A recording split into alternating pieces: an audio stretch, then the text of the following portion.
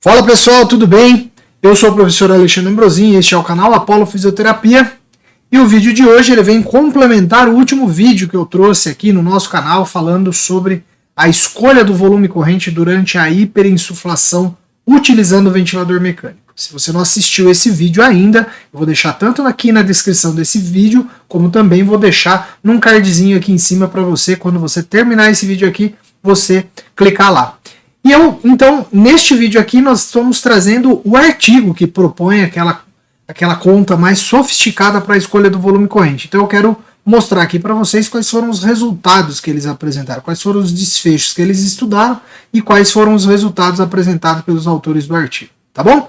Eu vou aproveitar aqui e pedir para que você curta esse e os outros vídeos do canal Apollo Fisioterapia. Se você ainda não está inscrito no nosso canal, se inscreva no nosso canal e aperte a notificação, que assim que eu lançar novos vídeos aqui no canal, você será avisado e poderá assistir os vídeos do canal Apollo Fisioterapia.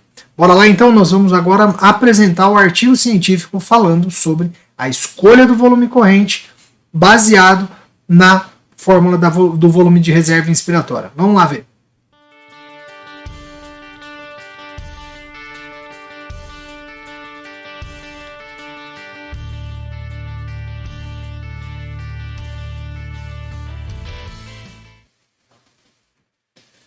Muito bem, pessoal, vamos lá então. O que nós vamos apresentar aqui hoje para você é a hiperinsuflação no ventilador mecânico determinada pelo pico de pressão. E aí vocês vão ver que a limitação do pico, a gente escolhe aumentando o pico de pressão, mas existe uma limitação de volume corrente, onde eu vou escolher esse volume corrente baseado nas contas que eu apresentei para vocês no vídeo passado. Beleza? Então vamos lá, nós vamos dar início aqui à nossa apresentação. Vou apresentar aqui para vocês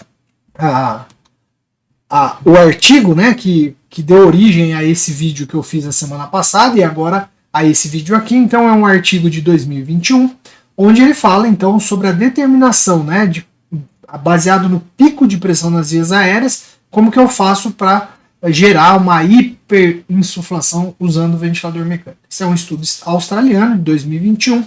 Então, esses são os autores, e se você quiser ler o artigo na íntegra, e lembrando que eu sempre falo para vocês, leiam os artigos na íntegra, porque isso é importante para você aprender aí a respeito do conteúdo, né? Você tirar as suas conclusões baseado aí naquilo que você lê. Muito bem. Então, o que se sabe, né? Na introdução aí ele acaba retomando aí pra gente que a hiperinsuflação manual, aquela usando o AMBU, ela é usada, né? Ela é descrita desde 1970 e essa hiperinsuflação no AMBU ela tinha como objetivo fazer o flow-by expiratório. Né?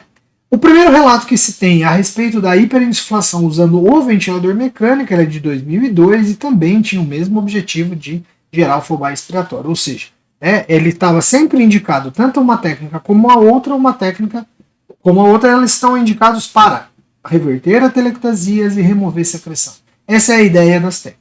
Então, o que se sabe até agora é que aparece que os dois modos, né, tanto a hiperinsuflação manual como a hiperinsuflação no ventilador mecânico, são efetivos na retirada de secreção.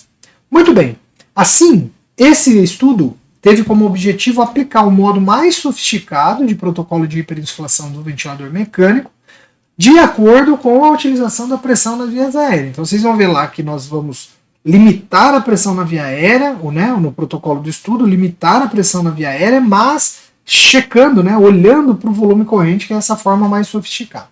E, como secundário, aqui um outro objetivo é comparar o volume de secreção. Então, saber, na verdade, né, apesar do termo estar escrito aqui, comparar, na verdade, é saber qual é o efeito da manobra, tanto no ventilador como no manual, no volume de secreção, na produção de secreção, né, na retirada de secreção.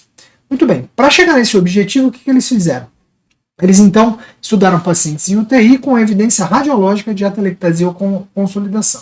Os ventiladores usados foram os ventiladores da Drager, e o Evita XL e o Evita Infinity V500, ok? Bom, esses foram os ventiladores utilizados, e aí como é que foi feito então a questão do peso, né, escolha do volume corrente. Então, só recordando rapidamente o que a gente viu no vídeo passado, então, o volume era baseado em volume corrente era 8 ml por vezes o peso ideal, para homens, eu tinha então usava essa forma para escolher, né, e para olhar para a capacidade residual funcional. Isso me dava então para o homem, considerando a altura, idade e peso, a capacidade residual funcional. E a capacidade residual para a mulher era considerando somente altura e peso, não considerava idade. Já a capacidade pulmonar total, ela considera a altura para o homem e considera a altura e idade para a mulher.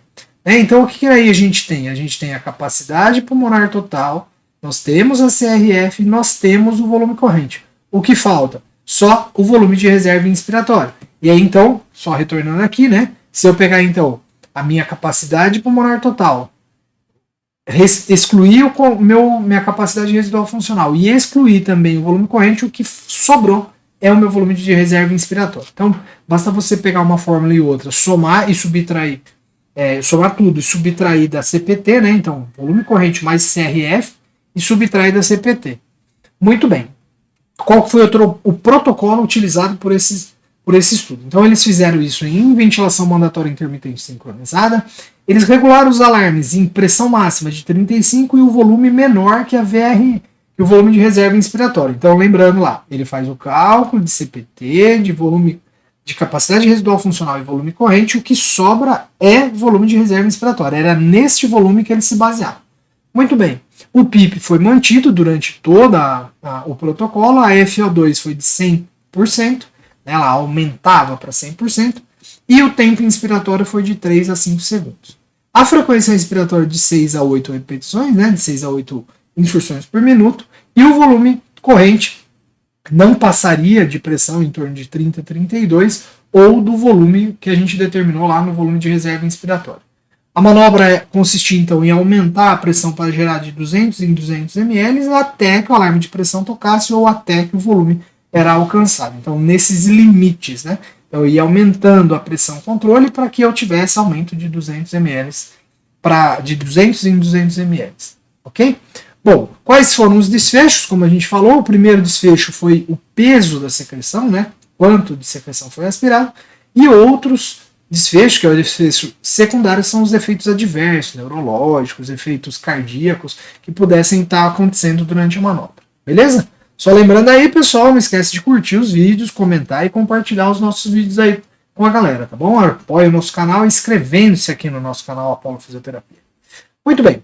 E os resultados? Então, quanto ao desfecho principal, né, que é o desfecho mais importante aqui do estudo, a quantidade de secreção eliminada quando, né, aspirada, quando o uso do ventilador mecânico como técnica de hiperinsuflação foi significativamente maior do que aquela produzida quando só com a manobra manual. O que tem uma coisa que não encontrei no estudo?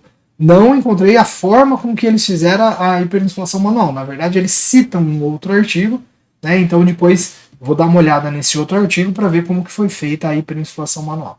Bom, e por fim, o que eles também descobriram com uma regressão linear, né? Que quanto menor fosse a relação PO2, tinha uma relação direta com a produção de secreção aí. Então quer dizer que pacientes mais hipoxêmicos eram pacientes mais graves e acabavam tendo então mais produção de secreção.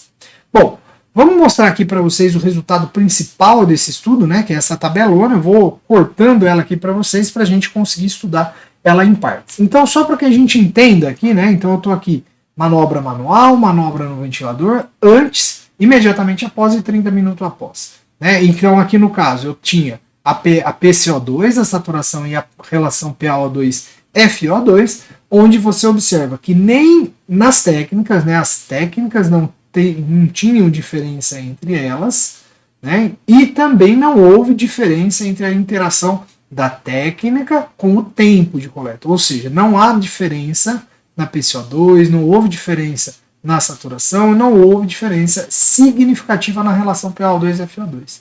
Tá? Muito bem, o que mais a gente tem de resultado? Então, observações respiratórias. Então, vejam, o volume corrente não muda de forma significativa em nenhuma das técnicas, a gente não teve mudança significativa do PIP, isso era previsto, né? A saturação, de novo, ela aparece aqui, agora essa saturação monitorizada. A frequência respiratória não teve diferença também significativa, nós não tivemos diferença na pressão das vias aéreas, e lembrando que essa pressão não é aquela que eu obtive durante a manobra, mas sim aquela que eu controlo, né, e olho imediatamente após. Né? E a complacência dinâmica não teve resposta significativa. Teve uma pequena diminuição imediatamente após, lembrando que esse paciente foi aspirado, isso pode justificar essa pequena diminuição aqui, assim como esperaria que acontecesse aqui, ó, na manobra do ventilador mecânico, mas não aconteceu. Olha só que interessante. Aqui teve uma pequena queda na manual e aqui teve um aumento até, né? Mas isso não se sustentou 30 minutos depois, apesar de ainda ficar maior que os 55. Lembrando só que não foi significativo.